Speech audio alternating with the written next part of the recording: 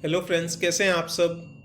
पहले तो आप लोगों को सॉरी कि मेरा लास्ट वीडियो कुछ ज़्यादा ही लंबा हो गया था। इसकी वजह से मेरे पास कुछ कमेंट्स भी आए कि मैं अपनी स्टोरी वगैरह क्यों इंक्लूड कर देता हूँ वीडियो में, जिससे वीडियो अननेसेसरली लंबा हो जाता है। तो ठीक है, मैं ये फीडबैक इनकॉर्पोरेट करूँगा एंड अब से ये वीडियोस जो है छोटे बनाऊँगा, टू द पॉइंट रखूँगा। बट मेरा जो पर्पस रहता है अपनी स्टोरीज और अपना एक्सपीरियंस शेयर करने का, ताकि ये कि आप लोग भी मेरी गलतियों से कुछ सीखें और सेम मिस्टेक्स दोहराए दोहराए नहीं। मेरा ये मकसद ये नहीं रहता कि मैं शो ऑफ कर रहा हूँ, ऐसा कोई मकसद नहीं रहता। बट और किसी भी चीज़ को मैं एक्सप्लेन करता हूँ तो थोड़ा डिटेल में करता हूँ ताकि लोग सीख सकें। ठीक है, बहुत सारे लोग एक्सपर्ट्स हैं, बट काफ़ी लोग ऐसे भी हैं जो स्टॉक मार्केट में न्यू है। मैं डेली ऐसे लोगों से मिलता हूँ जिनको स्टॉक मार्केट का ABCD भी नहीं पता। तो ये अज्यूम करना कि सब बहुत एक्सपर्ट हैं, ये गलत है। बट ठीक है, मैं कोशिश करूंगा कि टू द पॉइंट रखूं एंड इसी बात पे वीडियो स्टार्ट करता हूं। इस वीडियो में मैं तीन ऐसे फ्यूचरिस्टिक स्टॉक्स बताने वाला हूं जिसको मैं करंटली होल्ड कर रहा हूं और फ्यूचर को लेकर मैं बहुत बुलिश हूं इन स्टॉक्स के बारे में। तो चलिए स्टार्ट करते हैं। सबसे पहले तो मैं एक्चुअली आप लोगों को ग्रोथ वर्सेस वैल्यू स्टॉक्स का डिफरेंस बताता हूँ। ग्रोथ और वैल्यू स्टॉक में क्या होता है कि ग्रोथ स्टॉक्स जो होते हैं वो बेसिकली उनका फ्यूचर पोटेंशियल बहुत ज़्यादा होता है। इन्वेस्टर्स और नॉर्मल लोग एक्सपेक्ट करते हैं कि फ्यूचर में उनकी ग्रोथ बहुत ज़्यादा होगी। इस वजह से करंट प्राइस जो होता है उनका जनरली काफ़ी हाई होता है कंपेयर टू अर्निंग्स। आप किसी भी कंपनी या किसी भी बिजनेस, अच्छे बिजनेस को स्टार्ट करते वक्त जनरली क्या होता है कि इन्वेस्टमेंट पहले करनी पड़ती है एंड उससे जो रिटर्न्स जनरेट होते हैं उसमें टाइम लग जाता है। तो ग्रोथ स्टॉक्स उस टाइप के स्टॉक्स हैं जिसमें बेसिकली अभी इन्वेस्टमेंट हो रही है, बहुत ज़्यादा काम हो रहा है and may be returns revenues उतने ज़्यादा जनरेट अभी नहीं हो रहे हैं, बट फ्यूचर में एक्सपेक्टेशन है कि बहुत ज़्यादा डिमांड में रहेंगे ये ऐसे स्टॉक्स।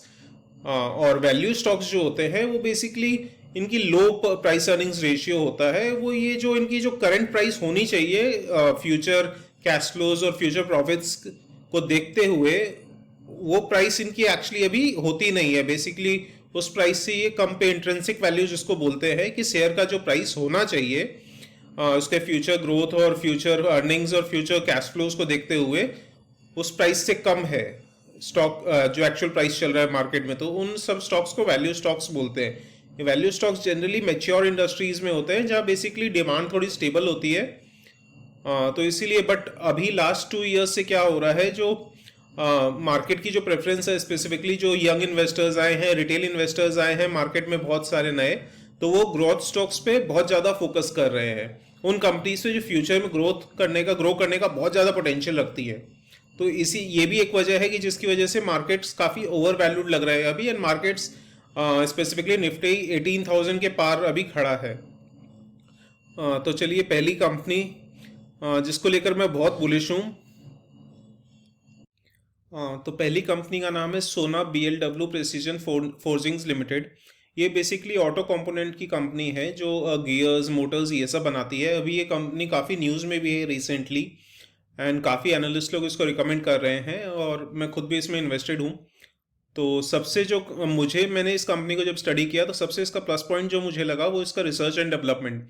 ये कंपनी रिसर्च एंड डेवलपमेंट पे बहुत ज़्यादा इन्वेस्ट करती है, तो उसी वजह से ये क्या है कि अपने कॉम्पिटिटर्स वगैरह से बहुत आगे रहती है और ये फ्यूचर टेक्नोलॉजीज में बहुत ज़्यादा इन्वेस्ट कर चुकी है। और ऑटो इंडस्ट्री में बेसिकली क्या होता है, स्पेसिफिकली जो ऑटो कंपोनेंट्स में जो फ्यूचर की डिमांड वगैरह होती है, फ्यूचर की रिक्वायरमेंट्स होती है, उसको फोरकास्ट करते हुए कंपनीज जो है पहले ही इन्वेस्ट कर देती हैं ताकि फ्यूचर में जो पार्ट्स है उनकी जो रिक्वायरमेंट्स है वो कंपनी ऑलरेडी फुलफिल कर सके। तो टेक्नोलॉजी के मामले में ये लोग 2-3 साल आगे चलते हैं। तो इसी वजह से सोना प्रेसिजन फोर्जिंग्स इस एरिया में बहुत अच्छा काम कर रही है। और इसके जो MD एंड CEO है मिस्टर विवेक विक्रम सिंह, जो वो IIM अहमदाबाद से है, इनको काफ़ी अवार्ड्स भी मिले हैं for emerging businessman of the year, ऐसे बहुत सारे अवार्ड मिले हैं। और मैंने यूट्यूब पे कुछ वीडियोस भी देखे थे जिसमें कंपनी बता रही है कि इसकी जो 60% ऑफ न्यू डिमांड है वो इलेक्ट्रिक व्हीकल सेक्टर से आ रही है। तो इलेक्ट्रिक व्हीकल्स में जितने भी ये पार्ट्स यूज हो रहे हैं उसमें से बहुत ज़्यादा डिमांड आ रही है सोना प्रिसिजन फोर्जिंग्स के पास। कंपनी बहुत रैपिडली एक्सपैंड कर रही है और इसकी ऑर्डर बुक जो है अभी से बहुत लार्ज है, बहुत लार्ज। इसी वजह से एनालिस्ट लोग बोल रहे हैं कि इसका फ्यूचर बहुत अच्छा है। और इसकी जो FII एंड DI होल्डिंग्स है वो भी बहुत ज़्यादा सिग्निफिकेंट है। जैसे आप देख सकते हैं अराउंड 10% FIIs है एंड DIIs अराउंड 16% है। तो चलिए एक नज़र देखते हैं इसके करंट फाइनेंशियल्स के ऊपर। इसका करंट प्राइस है 770 एंड लास्ट कुछ ईयर्स से हेल्दी ग्रोथ दिखा रही है रेवेन्यू एंड प्रॉफिट्स में। ऑपरेटिंग कैश फ्लोज काफ़ी हाई हैं, डेट बहुत लो है, बट जैसा कि ग्रोथ कंपनीज के बारे में मैंने बताया था, इसका प्राइस अर्निंग्स रेशियो काफ़ी हाई है क्योंकि इसका फ्यूचर ग्रोथ पोटेंशियल बहुत ज़्यादा है। तो अभी ये प्रीमियम पे है एंड ऐसी कंपनी जिसका फ्यूचर का ग्रोथ बहुत ज़्यादा स्कोप होता है वो हाई पी रेशियो पे ही रहती हैं। तो ये एक बहुत बड़ा नेगेटिव पॉइंट नहीं है। और दूसरा, ये जो फ्यूचरिस्टिक स्टॉक्स होते हैं उसमें टाइम लगता है, बट उसमें एंट्री जो है वो अर्ली करनी पड़ती है क्योंकि कोई भी कंपनी अगर अपने आप को ऑलरेडी साबित कर चुकी है, ऑलरेडी वैसे सेल्स एंड वैसे प्रॉफिट्स दिखा चुकी है, तो तब तक तो प्राइस ऑलरेडी बहुत बढ़ चुका होता है। तो उसके बाद अगर अपने जैसे रिटेल इन्वेस्टर्स उस स्टॉक में एंटर करेंगे तो भी रिटर्न पोटेंशियल बहुत ज़्यादा कम हो जाता है। तो ऐसी कंपनीज में क्या है कि जितनी अर्ली एंट्री हम लोग लेंगे, फ्यूचर में ग्रोथ और फ्यूचर में रिटर्न्स उतना ही ज़्यादा मिलेगा। आप जितने भी एग्जाम्पल लेकर देख लो, चाहे वो गूगल हो चाहे वो अमेजन हो, सब में जो अर्ली एंट्रेंट्स थे उनको ही सबसे ज़्यादा प्रॉफिट हुआ है। तो यही है, अगर अभी आप उन्हीं कंपनीज में इन्वेस्ट करना चाहोगे, फॉर एग्जांपल गूगल में या फेसबुक में या अमेजोन में, तो उतना रिटर्न्स अब मिलने की स्कोप नहीं है। लेकिन वही जो शुरू में इन कंपनीज में इन्वेस्ट किए होंगे तो आप सोच सकते हैं कितना रिटर्न्स बनाए हैं। तो ये सब कंपनीज में बहुत ज़्यादा अर्ली एंटर करना पड़ता है। तो चलिए क्वार्टरली रिजल्ट्स पे नज़र डालते हैं। नेट सेल्स इसकी जून में 264 करोड़ की थी जो सितंबर में 303 करोड़ की हो गई है। प्रॉफिट आफ्टर टैक्स भी ऑलमोस्ट थोड़ा सा ही बढ़ा है एंड एडजस्टेड ईपीएस अभी सिर्फ 1 का है, लेकिन मुझे उम्मीद है कि फ्यूचर में इसका EPS, net profit and sales बहुत ज़्यादा बढ़ने वाला है। और इसका ईयरली रिजल्ट्स आप देख सकते हैं। मार्च 2017 में 503 करोड़ की सेल्स थी जो 767 की करोड़ की हो गई है मार्च 2021 में। इनफैक्ट ये कोविड की वजह से सेल्स के ऊपर काफ़ी इम्पैक्ट पड़ा है, नहीं तो आप देख सकते हैं ऑलमोस्ट 700 करोड़ तो मार्च 2019 में ही पहुंच गई थी ये कंपनी। नेट प्रॉफिट भी 100 करोड़ का हो गया था मार्च 2019 में, बट उसके बाद ग्रोथ थोड़ा स्लो हो गया कोविड की वजह से। और जैसे कि इस कंपनी की जो प्रोडक्ट्स हैं उसकी डिमांड ऑटो सेक्टर पे रहती है। अभी जैसे ईवी बहुत स्ट्रांगली ग्रो कर रही है, ईवी सेक्टर, तो उस वजह से इस कंपनी का फ्यूचर बहुत ब्राइट लग रहा है। इसकी बैलेंस शीट अभी देखते हैं। टोटल रिजर्व्स अराउंड 1083 करोड़ थे मार्च 2020 में, जो 656 करोड़ हो गए, कम हो गए मार्च 2021 में, क्योंकि कंपनी रिसेंटली ही मार्केट में लिस्ट हुई है।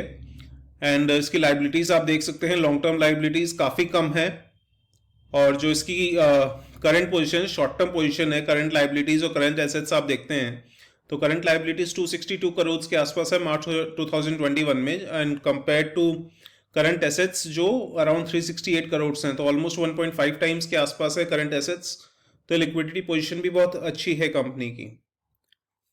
तो चलिए अब नेक्स्ट स्टॉक पे चलते हैं। नेक्स्ट स्टॉक प्राज इंडस्ट्रीज है। मैंने पिछले वीडियो में, एक दो वीडियो पहले, अपने 3 स्टॉक शेयर किए थे जिनकी मार्केट वैल्यू के हिसाब से मेरे टॉप 3 स्टॉक्स हैं। बट अगर इन्वेस्टमेंट के हिसाब से देखे जाए तो मेरे टॉप 3 स्टॉक्स में प्राज इंडस्ट्रीज भी हैं। बट क्योंकि अभी उन तीनों के कंपैरिजन में उतना रिटर्न जनरेट नहीं हुआ है, तो अभी मार्केट वैल्यू के हिसाब से टॉप पे नहीं है। बट मुझे पूरा यकीन है अभी रिसेंट में जैसा प्राज इंडस्ट्रीज मूव करने लगी है, ये जल्दी ही ये भी उन टॉप 3 में पहुंच जाएगी according to the market price. तो देखते हैं ये प्राज इंडस्ट्रीज करती क्या है। ये एक basically leading biofuel technology company है। तो बेसिकली जो इथेनॉल की अभी डिमांड बढ़ रही है, तो इथेनॉल जितने भी प्लांट्स वगैरह सेटअप होते हैं उसमें जो इंजीनियरिंग सॉल्यूशंस वगैरह जो प्रोवाइड करती हैं, जो प्लांट सेटअप में प्राज इंडस्ट्रीज हेल्प करती है। तो आप सोच सकते हैं कि इस कंपनी के प्रोडक्ट्स की डिमांड कितनी रहने वाली है इसके, क्योंकि अब बहुत सारी कंपनीज ऐसी हैं जो इथेनॉल प्रोडक्शन पे फोकस कर रही हैं, और ये बहुत latest and sustainable engineering solutions provide करती है अलग अलग सेक्टर्स में, वेस्ट वाटर ट्रीटमेंट में, और जैसे अलग अलग इंडस्ट्रीज में, अलग अलग कंपनीज में क्या हो रहा है, स्पेसिफिकली मैन्युफैक्चरिंग कंपनीज में जहाँ वाटर और एनर्जी रिक्वायरमेंट्स बहुत ज़्यादा हाई है, तो वहाँ पे ये ऐसे सॉल्यूशंस और ऐसी इक्विपमेंट सॉल्यूशंस प्रोवाइड करती है जिससे वाटर एंड एनर्जी सेव की जा सके। तो इस वजह से प्राज इंडस्ट्रीज के प्रोडक्ट्स एंड सॉल्यूशंस की डिमांड बहुत बढ़ रही है। ये कंपनी को काफ़ी अवार्ड भी मिले हैं कॉर्पोरेट गवर्नेंस में, एडवांस्ड बायोटेक टेक्नोलॉजीज में एंड इंजीनियरिंग सॉल्यूशंस में, और FIIs एंड DII होल्डिंग्स भी काफ़ी हाई है कंपनी में। एंड रिसेंटली ये कंपनी बहुत न्यूज़ में भी है क्योंकि Swaraj green power and fuel limited बोल के कंपनी है जिसने महाराष्ट्र में लार्जेस्ट इथेनॉल प्लांट लगाने का प्रोजेक्ट स्टार्ट किया है, जो largest basically in India and in Asia. तो उसकी जो भी प्लांट सेटअप में जितनी भी हेल्प है, इंजीनियरिंग सॉल्यूशंस लगेंगे, वो सब प्राज इंडस्ट्रीज प्रोवाइड कर रही है। तो ये एक बहुत बड़ा पॉजिटिव फैक्टर है प्राज इंडस्ट्रीज के लिए। इसी वजह से रिसेंटली प्राज इंडस्ट्रीज काफ़ी कंसोलिडेशन के बाद अभी काफ़ी हाई मूव करने लगा है। रिसेंटली लास्ट 1 वीक और सो में काफ़ी स्टॉक प्राइस रिटर्न्स दिया है। तो चलिए फाइनेंशियल्स पर देखते हैं। फाइनेंशियल बेसिकली 427 इसका करंट प्राइस है। प्राइस अर्निंग्स रेशियो अराउंड 60 है, तो ऑब्वियसली ग्रोथ कंपनी है तो प्राइस अर्निंग्स रेशियो थोड़ा हाई है। Healthy growth in sales and profits. Covid का इम्पैक्ट पड़ा है क्योंकि ऑब्वियसली कोई भी न्यू इंडस्ट्रीज या न्यू कंपनीज सेटअप नहीं हो रही थी, न्यू प्लांट्स ओपन नहीं हो रहे थे, तो इस वजह से थोड़ी डिमांड कम थी, तो उसके ऊपर उसकी वजह से सेल्स एंड प्रॉफिट्स में इम्पैक्ट पड़ा है। बट जैसे जैसे कोविड की सिचुएशन कंट्रोल में आ रही है, ये कंपनी का फ्यूचर बहुत ब्राइट लग रहा है। जीरो लॉन्ग टर्म डेट है, बहुत ही कैश रिच कंपनी है, तो ये एक बहुत बड़ा पॉजिटिव फैक्टर हो जाता है। तो चलिए क्वार्टरली रिजल्ट्स देखते हैं। सितंबर 2020 में इसकी 208 करोड़ की सेल्स थी, जो सितंबर 2021 में आप देख सकते हैं डबल से ज़्यादा सेल्स हो गई है, 462 करोड़ हो गई है। एंड ऐसे ही प्रॉफिट आफ्टर टैक्स भी ऑलमोस्ट 4 टाइम्स हो गया है। तो ये एक बहुत बड़ा पॉजिटिव फैक्टर है प्राज इंडस्ट्रीज के लिए। ईयरली रिजल्ट्स भी काफ़ी अच्छे हैं। मार्च 2017 में 621 करोड़ के आसपास नेट सेल्स थी, जो 1092 करोड़ की हो गई है मार्च 2021 में। बट अभी रिसेंट क्वार्टर के रिजल्ट देखते हैं उसमें इससे भी ज़्यादा ग्रोथ दिखने को मिल रही है। एंड नेट प्रॉफिट जो है वो मार्च 2017 में 47 करोड़ से 71 करोड़ हो गया मार्च 2021 में। बैलेंस शीट देखते हैं। जैसे आप देख रहे हैं टोटल रिजर्व्स लगातार बढ़ रहे हैं, तो कंपनी अपने नेट प्रॉफिट्स रिटेन करके बेसिकली अपने ग्रोथ एंड एक्सपेंशन में इन्वेस्ट कर रही है। और आप देख सकते हैं बोरोइंग्स जो है वो जीरो है, यानी long term debt almost zero है कंपनी की, और करंट लाइबिलिटीज के कंपैरिजन में करंट एसेट्स भी बहुत ज़्यादा हैं। तो कंपनी की बहुत स्ट्रॉन्ग बैलेंस शीट है। अब तीसरी कंपनी पे आते हैं। ये भी कंपनी भी काफ़ी न्यूज़ में है अभी, और इस कंपनी का नाम है बेसिकली एमटार टेक्नोलॉजीज़। ये प्रिसीजन इंजीनियरिंग इंडस्ट्री में काम करती है। ये बेसिकली ऐसे इक्विपमेंट और ऐसे गियर और ऐसे मशीन्स बनाती है जिनकी रिक्वायरमेंट्स में आप हल्की सी भी जो बोलते हैं प्रिसीजन में प्रॉब्लम नहीं होनी चाहिए। अगर पॉइंट फॉर एग्जांपल कोई पार्ट की रिक्वायरमेंट है कि वो 10 सेंटीमीटर का होना चाहिए, तो वो एग्जैक्टली 10 सेंटीमीटर का ही बनेगा ये जो इक्विपमेंट प्रोवाइड करते हैं उससे। क्योंकि अगर 10.1 सेंटीमीटर का भी बन रहा है तो जिस इंडस्ट्रीज में इनकी रिक्वायरमेंट होती है वहाँ पे काफ़ी प्रॉब्लम्स हो जाती हैं। जैसे फॉर एग्जांपल ये कंपनी काम करती है न्यूक्लियर पावर सेक्टर में, एरोस्पेस में, डिफेंस में, तो वहाँ पे प्रिसीजन की बहुत ज़्यादा रिक्वायरमेंट होती है। और ये सब सेक्टर्स आप जानते हैं, एरोस्पेस, न्यूक्लियर पावर, ये सब फ्यूचर के सेक्टर्स हैं। तो इस कंपनी की डिमांड बहुत ज़्यादा रहने वाली है फ्यूचर में। क्लीन एनर्जी, और ये गवर्नमेंट का भी काफ़ी प्रोजेक्ट्स हैंडल करती है, तो ये एक बहुत बड़ा पॉजिटिव फैक्टर है। जैसे आप देख सकते हैं इस कंपनी के क्लाइंट्स हैं ISRO, Rafale, DRDO, NPCIL, Bloom Energy basically America की ग्रीन एनर्जी कंपनी है, एंड इंडिया की इकलौती कंपनी है जो ब्लूम एनर्जी को भी हमने प्रोडक्ट सप्लाई इंडिया की इकलौती कंपनी है जो ब्लूम एनर्जी को भी सप्लाई करती है। चलिए इसके फाइनेंशियल्स देखते हैं। करंट प्राइसेस का 2345 के आसपास है। सेल्स एंड प्रॉफिट्स बहुत अच्छे से ग्रो कर रहे हैं। लॉन्ग टर्म डेट ऑलमोस्ट निल है। FIIs एंड DI होल्डिंग्स भी काफ़ी हाई हैं, एंड बट करंट भी इसका 132 है जो ऑलरेडी काफ़ी हाई हो जाता है, तो एक्सपेंसिव है कंपनी, बट फ्यूचर ग्रोथ के स्कोप को देखते हुए मुझे एक्सपेंसिव नहीं लगती। तो लास्ट फ्यू क्वार्टर्स का रिजल्ट्स देखते हैं। नेट सेल्स आप देखिए दिसंबर 2020 में 55 करोड़ की थी, जो सितंबर 2021 में 91 करोड़ की हो गई है। प्रॉफिट भी अराउंड 9 करोड़ से बढ़ के 19 करोड़ हुआ है। अब ईयरली रिजल्ट्स को देखते हैं। नेट सेल्स कंपनी की 100 करोड़ से 246 करोड़ हो गई है मार्च 2017 से मार्च 2021 में। तो आप देख सकते हैं 2.5 टाइम्स सेल्स हो गई है। नेट प्रॉफिट भी जो मार्च 2017 में नेगेटिव था, वो बढ़ते बढ़ते 46 करोड़ का हो गया। तो ये कंपनी काफ़ी रैपिडली ग्रो कर रही है। और बैलेंस शीट देखते हैं। बैलेंस शीट एक्चुअली बहुत इंपॉर्टेंट हो जाती है, स्पेसिफिकली तब जब अपने को ये देखना होता है कि कंपनी की डेट कितनी है, क्योंकि ऑब्वियसली हाई डेट कंपनीज बहुत रिस्की हो जाती हैं। मैं पर्सनली ऐसी कंपनीज अवॉइड करता हूँ। तो टोटल रिजर्व्स आप देख सकते हैं 174 करोड़ मार्च 2071 में थे, जो बढ़ के 446 करोड़ हो गए। तो आप एक्चुअली देख सकते हैं कंपनी कितनी कितनी रैपिडली एक्सपैंड कर रही है। तो और इसकी बोरोइंग्स भी ऑलमोस्ट नील के बराबर हैं करंट लाइबिलिटीज के कंपैरिजन में। करंट एसेट्स बहुत ज़्यादा है, ऑलमोस्ट करंट लाइबिलिटीज 90 करोड़ हैं, तो net current assets almost 400 crore है। तो ये कंपनी काफ़ी कैश रिच है, काफ़ी कैश रिच भी है। इस वजह से कंपनी बहुत स्ट्रॉन्ग होल्डिंग है कंपनी की अभी। एंड मेरे लॉजिक के हिसाब से तो ये स्पेसिफिकली तीनों कंपनीज में जब भी 3 to 4% का करेक्शन आए, आप कुछ कुछ क्वांटिटीज ऐड करके चल सकते हो। एंड प्लीज़ इसका ऑब्वियसली आप कुछ भी स्टॉक्स लेने से पहले आप खुद अच्छे से स्टडी करें। अपने एडवाइजर्स अगर कोई है तो उनसे एडवाइस लें, या कोई भी आपके जान पहचान में जो अच्छे स्टॉक्स की नॉलेज रखते हैं उनसे बात करें। और आप मैं तो यही कहूँगा कि आप आज के दिन इंटरनेट के ज़माने में खुद से कंपनी स्टडी करना कोई बड़ी बात नहीं है।